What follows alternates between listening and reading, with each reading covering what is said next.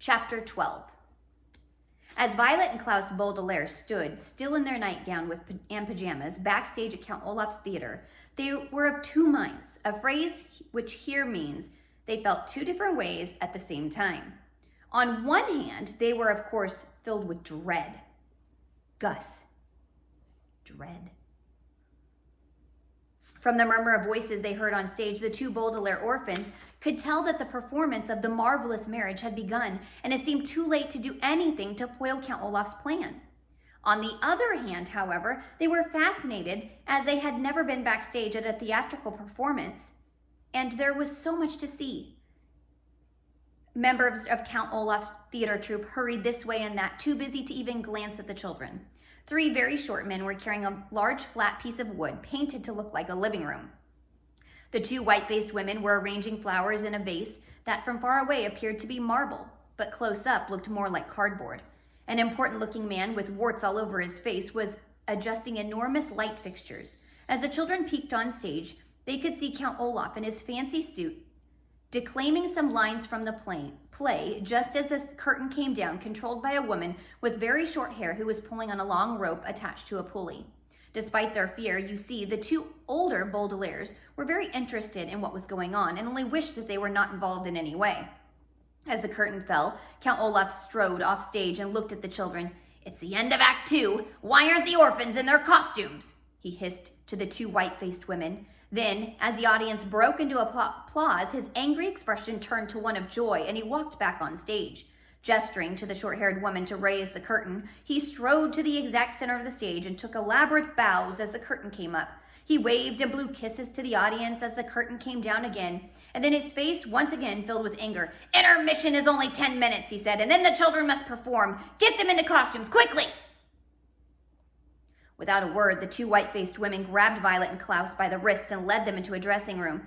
The room was dusty but shiny, covered in mirrors and tiny lights so the actors could see better to put on their makeup and wigs, and there were people calling out to one another and laughing as they changed their clothes.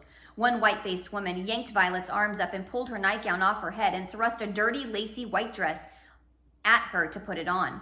Klaus, meanwhile, had his pajamas removed by the other white-faced woman and was hurriedly stuffed into a blue sailor suit that itched and made him look like a toddler.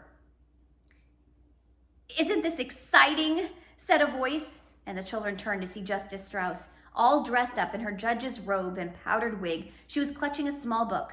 "You children look wonderful." "So do you," Klaus said. "What's that book?" "Why, those are my lines," Justice Strauss said. "Count Olaf told me to bring a law book and read the real wedding ceremony in order to make the play as realistic as possible. All you have to say, Violet, is, 'I do.' But I have to make quite a speech. This is going to be such fun." "You know what would be fun," Violet said carefully, "is if you changed your lines around. Just a little." Klaus's face lit up. "Yes, Justice Strauss, be creative. There's no reason to stick to the legal ceremony. It's not as if it's a real wedding." Justice Strauss frowned. I don't know about that, children," she said. "I think it would be best to follow Count Olaf's instructions. After all, he's in charge." "Justice Strauss," a voice called. "Justice Strauss, please report to the makeup artist." "Oh my word, I get to wear makeup." Justice Strauss had a dreamy expression, as if she were about to be crowned queen, instead of just having some powder and cream smeared on her face. "Children, I must go. See you on stage, my dears." Justice Strauss ran off, leaving the children to finish changing into their costumes. One of the white-faced women put a flowered headdress on Violet, who realized in horror that the dress she had changed into was a bridal gown. The other women put on a sailor cap on Klaus, who gazed in one of the mirrors, astonished at how ugly he looked. His eyes met those of Violet, who was looking in the mirror as well. "What can we do?" Klaus said quietly. "Pretend to be sick? Maybe they'll call off the performance." "Count Olaf would know what we're up to," Violet said glumly. "Act 3, The Marvelous Marriage by Al Funkut is about to begin," a man with a clipboard shouted. "Everyone please get in your places for Act 3. The actors rushed out of the room, and the white-faced women grabbed the children and hustled them out after them. The backstage area was complete pandemonium, the word which here means actors and stagehands running around attending to last-minute details. The bald man with the long nose hurried by the children, then stopped himself, looked at Violet in her wedding dress, and smirked. No funny stuff, he said to them, wagging a bony finger. Remember, when you go out there, just do exactly what you're supposed to do. Count Olaf will be holding his walkie-talkie during the entire act, and if you do even one thing wrong, he'll be giving Sonny a call up there in the tower.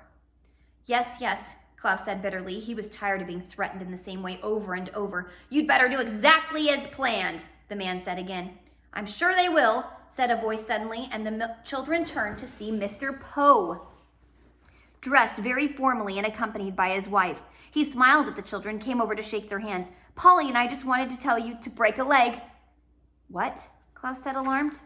That's a theater term, Mr. Poe explained, meaning good luck on tonight's performance. I'm glad that you children have adjusted to life with your new father and are participating in family activities.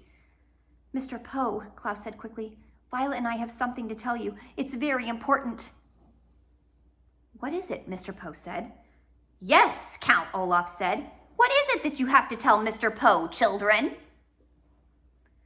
Count Olaf had appeared seemingly out of nowhere, and his shiny eyes glared at the children meaningfully. In one hand, Violet and Klaus could see he held a walkie-talkie. Just that we appreciate all you've done for us, Mr. Poe, Klaus said weakly. That's all we wanted to say. Of course, Mr. Poe said, patting him on the back. Well, Polly and I had better take our seats. Break a leg, Baudelaires.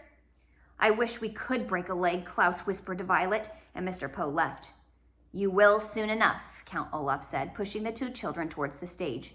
Other actors were milling about, finding their places for Act 3, and Justice Strauss was off in the corner practicing her lines from her law book. Klaus took a look around the stage, wondering if anyone there could help. The bald man with the long nose took Klaus's hand and led him to one side. You and I will stand here for the duration of the act. That means the whole thing.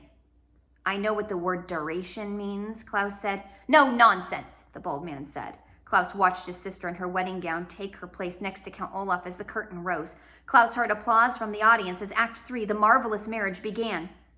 It will be of no interest to you if I describe the action in this insipid, the word insipid here means dull and foolish, play by Al Funkoot, because it was a dreadful play of no real importance to our story. Various actors and actresses performed very dull dialogue and moved around the set as Klaus tried to make eye contact with them and see if they would help. Soon he realized that this play must have been chosen merely as an excuse for Olaf's evil plan and not for its entertainment value. As he sensed the audience losing interest and moving around in their seats, Klaus turned his attention to the audience to see whether any of them would notice that something was afoot. But the way the wart-faced man had arranged the lights prevented Klaus from seeing the faces in the auditorium, and he could only make out the dim outlines of the people in the audience. Count Olaf had a great number of very long speeches, which he performed with elaborate gestures and facial expressions. No one seemed to notice that he held a walkie-talkie the entire time. Finally, Justice Strauss began speaking, and Klaus saw that she was reading directly from the legal book. Her eyes were sparkling, and her face flushed as she performed on stage for the first time, too stage-struck to realize she was part of Olaf's plan. She spoke on and on about Olaf and Violet caring for each other in sickness and in health, in good times and bad, and all those things that are said to many people who decide for one reason or another to get married. When she finished her speech, Justice Strauss turned to Count Olaf and asked, "Do you take this woman to be your lawfully wedded wife?" "I do," Count Olaf said, smiling. Klaus saw Violet shudder. "Do you," Justice Strauss said, turning to Violet, "take this man to be your lawfully wedded husband?" "I do," Violet said. Klaus clenched his fists.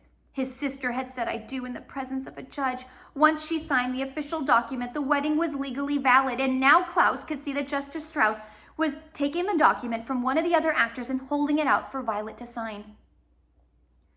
"Don't move an inch," the bald man muttered to Klaus, and Klaus thought of poor Sonny dangling at the top of the tower and stood still as he watched Violet take a long quill pen from Count Olaf. Violet's eyes were wide as she looked down at the document, and her face was pale, and her left hand was trembling as she signed her name. Oh no.